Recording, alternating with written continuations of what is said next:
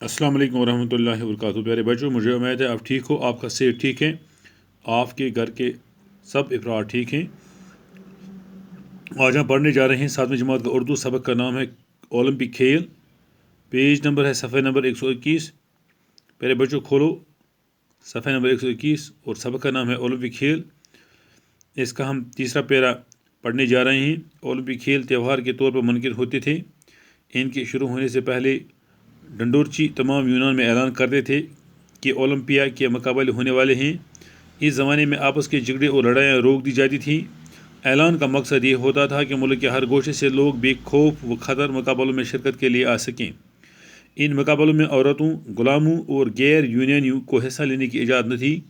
हिस्सा लेने वालों के लिए ये शर्त थी कि उन्होंने कोई जुर्म न किया हो, उनके अमाल अच्छे और पाकीज़ा हों, उन्होंने कम से कम 10 महीने मुकाबले की तैयारी की हो और आखिरी महीने ओलंपिया में गुजारा हो। मुकाबले से पहले खिलाड़ियों का मुआयना होता और वो खेलों में दयानतदारी से हिस्सा लेने का अहद करते। इन लोगों को बड़ी इज्जत की जाती।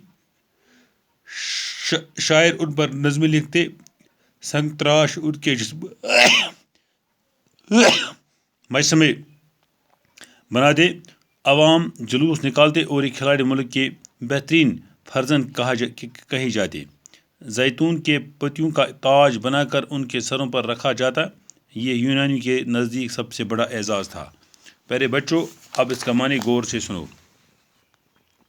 ओलंपिक खेल त्यौहार के तौर पर मुनक़िद होते थे। इत कन त्यौहार से मुनक़िद आसान येल्ले कन बोड़ दोह बनाने कुन मजहबुक, अथे कन ओलंपिक खेल मनाने। इनके शुरू होने से पहले डंडोरची तमाम यूनान में ऐलान करते थे। ओलंपिक खेल शुरू गसन ब्रोट डंडोरची को डोल वाल तमाम यूनानस में ऐलान करान कि ओलंपिया मुकाबला होने वाले हैं। ओलंपिया मुकाबला सपदन वाल। इस ज़माने में आपस के झगड़े और लड़ाइयाँ रोक दी जाती थी। आज ज़मानस मज पानवे लड़ाई झगड़े गसान रोकन, अमन पे पाबंदी लगान। ऐलान का मकसद ये होता था, ऐलान का मकसद ये कि मुल्क के हर गोशे से लोग बेखौफ व खतर मुकाबले में शिरकत के लिए आ सकें। मुल्क मज प्रत साइड हर साइड लोग बेखौफ तो खतर अमन मुकाबलों में शिरकत करने खतर। इन मुकाबलों में औरतों, गुलामों और गैर यूनानियों को हिस्सा लेने की इजाज़त न थी।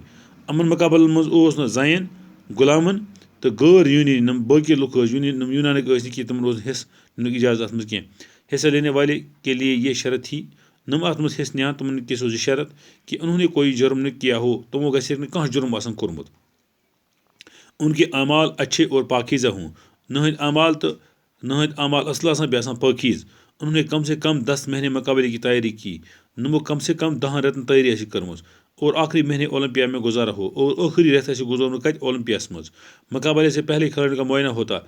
मुकाबल ब्रोट खेल गिंदने ब्रोट गोड अमन मुआयने करना, अमन वुचन, अमन देखभाल करना और खेलों में दयानतदारी गिंदनस मज दयानतदारी से हिस्सा लेने का अहद करते थे। अमन वाद करना अम खतर दयानतदारी से खेल गई दयानतदारी से गिंदना।